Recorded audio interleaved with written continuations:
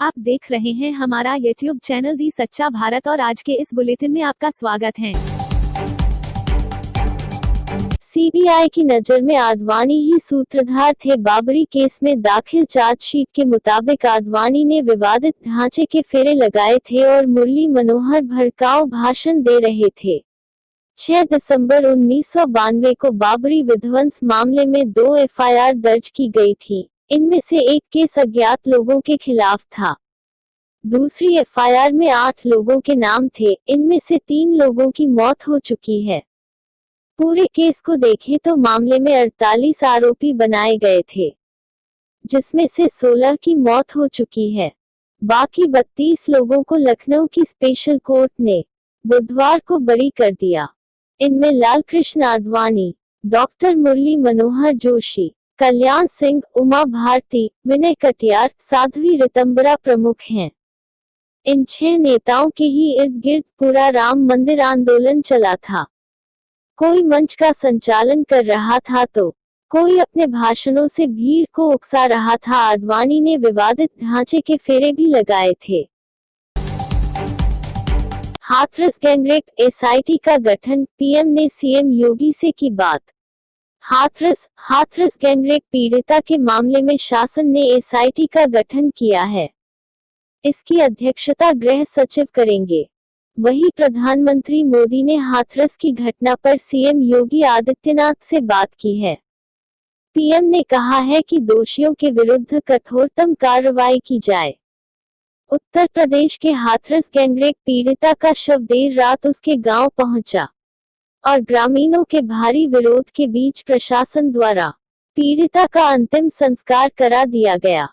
हालांकि परिजन अंतिम संस्कार के लिए राजी नहीं थे, लेकिन इसके बावजूद पुलिस ने भारी विरोध के बीच पीड़िता का अंतिम संस्कार करा दिया। पंचतत्व में विलीन हुए स्पीकर ओम बिरला के पिता राजेंद्र राठौर सहित कई नेताओं ने दी श्रद्धांजलि। कोटा लोकसभा स्पीकर ओम बिरला के पिता श्री कृष्ण बिरला का बुधवार रात में निधन हो गया, जिसके बाद बुधवार को दादाबाड़ी स्थित निवास से किशोपुरा मुक्तिधाम उनकी अंतिम यात्रा निकाली गई, जिसमें शहर के कई गणमान्य नागरिक सहित कांग्रेस भाजपा के नेता शामिल हुए। गमगीन माहौल में किशोपुरा मुक्तिधाम में अंतिम संस्कार की प्रक्रिया हुई, जिसके बाद उनकी अंत्येष्टि की गई, जिसमें उनके ज्येष्ठ पुत्र राजेश कृष्ण बिरला, हरि कृष्ण बिरला और ओम बिरला सहित अन्य पुत्रों ने मुखाग्नि दी। पहले प्रेसिडेंशियल डिबेट में बाइडेन ने ट्रंप को झूठा कहा।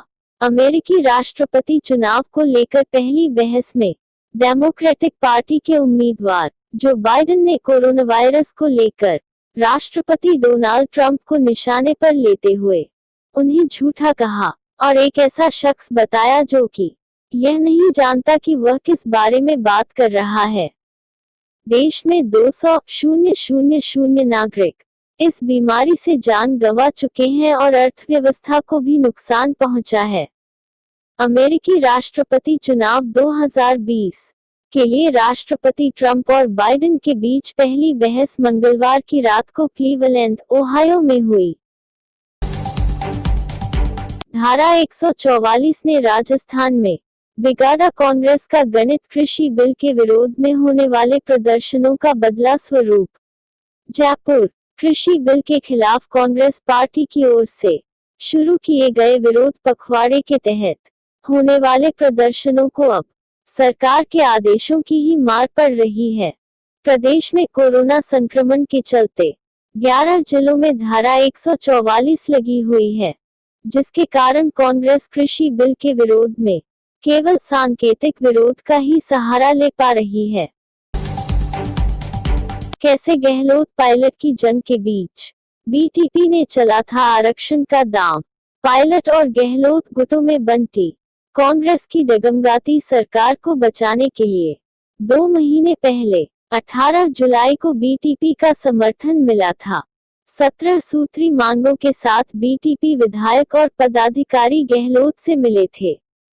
इनमें सबसे पहली मांग थी शिक्षक भर्ती की 1167 सीटें एसटी से अविलंब भरी जाए और सरकार ने इस पर सहमति दे दी।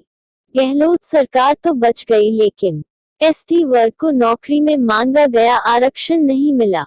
गांधीवादी प्रदर्शन के 2 सप्ताह बाद भीड़ उग्र हुई। पुलिस की गोली से 2 की मौत भी हो गई। गहलोत और कांग्रेस पार्टी को आदिवासियों के खिलाफ होने के आरोप लगने लगे। सरकार से वार्ता और शांति के बाद 5वें दिन सचिन पायलट भी सियासत में कूद पड़े। पायलट ने कहा है, कोई भी जिम्मेदार सरकार ऐसा वादा नहीं कर सकती जो कानून के दायरे से बाहर हो। कोरोना संकट के बीच बड़े बदलाव की तैयारी में रेलवे। इस कारण हमेशा के लिए खत्म हो सकती है पेंट्री कार। नई दिल्ली। एक तरफ पूरा देश कोरोना वायरस संकट से जूझ रहा है, वहीं इस महामारी के बीच भारतीय रेलवे लगातार नियमों में बदलाव कर रही है। इसी बीच खबर ये आ रही है कि रेलवे एक और बड़े बदलाव की तैयारी में है। बताया जा रहा है कि ट्रेनों के अंदर साफ सफाई रखने के लिए रेलवे के पास पेंट्री कार को हमेशा के लिए खत्म करने का प्रस्ताव आया है। रेलवे अगर इस प्रस्ताव का स्वीकार कर लेता है तो ट्रेन के अंदर खानपान के लिए दूसरी व्यवस्था अपनाई जा सकती है। पंजाब कांग्रेस में बदलाव की तैयारी। नवजोत सिंह सिद्धू को मिल सकती है बड़ी जिम्मेदारी। नई दिल्ली। कांग्रेस के फायरब्रांड नेता और पंजाब के पूर्व मंत्री नवजोत सिंह सिद्धू को जल्द ही बड़ी जिम्मेदारी मिल सकती है। दरअसल कांग्रेस पंजाब में बड़े फेरबदल की तैयारी में है। हाल में हरीश रावत को पंजाब में कांग्रेस का प्रभारी बनाया गया है। इसके बाद उत्तराखंड के पूर्व मुख्यमंत्री और राज्य कांग्रेस प्रमुख रावत ने कहा है कि जल्द ही नवजोत सिंह सिद्धू सक्रिय नजर आएंगे। ड्रग्स केस में दीपिका पादुकोण के साथ काम कर चुके 3 एक्टर्स को एनसीबी भेज सकती है समन।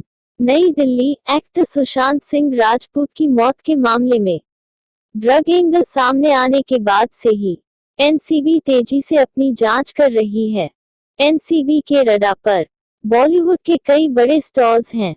हाल ही में ड्रग मामले को लेकर एनसीबी ने एक्ट्रेस दीपिका पादुकोण, सारा अली खान और श्रद्धा कपूर से पूछताछ की थी। साथ ही एनसीबी ने तीनों अभिनेत्रियों के फोन भी जब्त कर लिए थे। ऐसे में कहा जा रहा है कि एजेंसी के साथ कुछ पुख्ता सबूत लगे हैं। महाराष्ट्र के विधायकों को बम से उड़ाने की धमकी देने वाले आरोपी से एजेंसियां कर रही पूछताछ। कोटा शहर के स्टेशन इलाके के एक होटल से कल देर रात महाराष्ट्र के विधायकों को बंगले सहित बम से उड़ाने और कर्नाटक में टाटा कंसल्टेंसी सर्विस में भी ब्लास्ट की धमकी देने वाले आरोपी को कोटा पुलिस ने गिरफ्तार कर लिया है। आरोपी पीयूष पुरोहित से सभी इंटेलिजेंस एजेंसियां एक साथ बैठाकर पूछताछ कर रही है। साथ ही उसके धमकी भरे फोन में कितनी सच्चाई है, इसके बारे में पड़ताल की जा रही है। सच्चा भारत में नियमित देखिए मध्याह्न में लंच ब्रेक न्यूज एवं रात्रि में डिनर ब्रेक न्यूज। राजस्थान में यहाँ गौवंश के लिए बना सुपर हॉस्पिटल। हर मर्ज का यहाँ होता है उपचार। झुंझुनू। इंसानों की बीमारियों का पता लगाने के लिए जिस तरह के टेस्ट होते हैं, जिस तरह की मशीनें काम में ली जाती है और सर्जरी के लिए ऑपरेशन किए जाते हैं, यह सब सुविधाएं झुंझुनू के मूक प्राणियों के लिए इस अस्पताल है। झुंझुनू की श्री गोपाल गौशाला में स्थित इस हॉस्पिटल में पशुओं और विशेषकर गायों के ब्लड टेस्ट, यूरिन टेस्ट और मिल्क टेस्ट की सुविधा है। इसके अलावा रोगों को डायग्नोज करने के लिए इस तरह के टेस्ट भी यहाँ उपलब्ध हैं, जिससे पता चलता है कि गाय और अन्य जानवरों में कैल्शियम या फास्फोरस की कमी है या नहीं है। सेना की रिपोर्ट में खुलासा। घटिया गोला बारूद के कारण 6 वर्षों में 27 जवान शहीद, 159 घायल। सीमा पर दुश्मनों से लड़ते हुए शहीद होना हर देशभक्त सैनिक की चाह होती है, लेकिन उस हालत में क्या किया जाए जब देश के सिपाही खरीदे गए, घटिया गोला बारूद के कारण बिना वजह ही मौत के मुंह में जाने लगे। हाल ही एक बड़ा खुलासा हुआ है। इसके अनुसार पिछले 6 वर्षों में ऑर्डिनेंस फैक्ट्री बोर्ड से खरीदे गए घटिया गोला बारूद के कारण पिछले 6 वर्षों में 403 हादसे हुए हैं, जिनमें 159 जवान घायल हो गए और 27 जवान शहीद हुए हैं। पाली सांसद पीपी चौधरी फिर विदेशी मामलों संबंधित समिति अध्यक्ष नियुक्त। मोदी सरकार में दूसरी बार हुई विदेशी मामलों में अध्यक्ष की नियुक्ति। पुनः दूसरी बार अध्यक्ष चुने जाने पर जिले भर में हर्ष। लगातार दूसरी बार सांसद चुने गए हैं पीपी चौधरी। विदेशी मामलों संबंधित के कुल सदस्यों की संख्या है 31। विदेश मंत्रालय और केंद्रीय कमेटी ने की नियुक्ति। पूर्व में मोदी सरकार के कार्यकाल में रहे थे अध्यक्ष। नरेंद्र मोदी के विदेश नीति के प्रमुख सलाहकार समझे जाते हैं पाली सांसद। कोविड-19 संक्रमण से बचाव एवं रोकथाम जागरूकता के लिए कोरोना जागरूकता प्रदर्शनी और जागरूकता रथ के माध्यम से ऑडियो एवं वीडियो संदेश से लोगों को कोरोना संक्रमण से बचाव की जानकारी दी गई। उपखंड अधिकारी श्रीनिधि बीटी ने कोरोना जागरूकता रथ को हरी झंडी दिखाकर रवाना किया। कोरोना संक्रमण से बचाव के लिए नो मास्क नो एंट्री के तहत सभी स्थानों पर स्टिकर लगाकर लोगों को बिना मास्क सार्वजनिक स्थानों पर जाने से रोकने के लिए जागृत किया जा रहा है। जिला आशा सहयोगिनी वेतन वृद्धि सहित अन्य मांगों को लेकर जिला कलेक्ट्रेट पहुंची। मुर्दाबाद के नारे लगाते हुए मुख्यमंत्री के नाम दिया ज्ञापन। जिला आशा सहयोगिनी कर्मचारी संघ के तत्वाधान में वेतन वृद्धि सहित अन्य मांगों को लेकर जिले भर से आए आशा सहयोगिनी मुख्यमंत्री मुर्दाबाद के नारे लगाते हुए जिला कलेक्ट्रेट पहुंची और अपनी समस्त मांगों को लेकर मुख्यमंत्री के नाम जिला कलेक्टर को ज्ञापन सौंपा।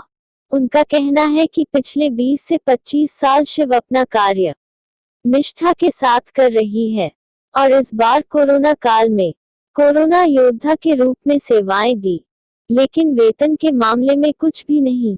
इतने से वेतन में परिवार का पालन पोषण करना भी कठिन हो रहा है। हमारी मांग है कि हमारी वेतन में वृद्धि करे। निःशुल्क चिकित्सा शिविर का हुआ आयोजन। चिकित्सकों के द्वारा हीमोग्लोबिन व शुगर की जांच कर निःशुल्क दी दवाएं। सिंधी कॉलोनी सरकारी स्कूल में कैंप का हुआ आयोजन। राष्ट्रीय शहरी स्वास्थ्य मिशन अंतर्गत शहरी प्राथमिक स्वास्थ्य केंद्र नारी मोहल्ला पाली की ओर से निःशुल्क चिकित्सा शिविर का आयोजन रखा गया है। और ऐसे ही नए अपडेट पाने के लिए द सच्चा भारत चैनल को सब्सक्राइब कीजिए। धन्यवाद।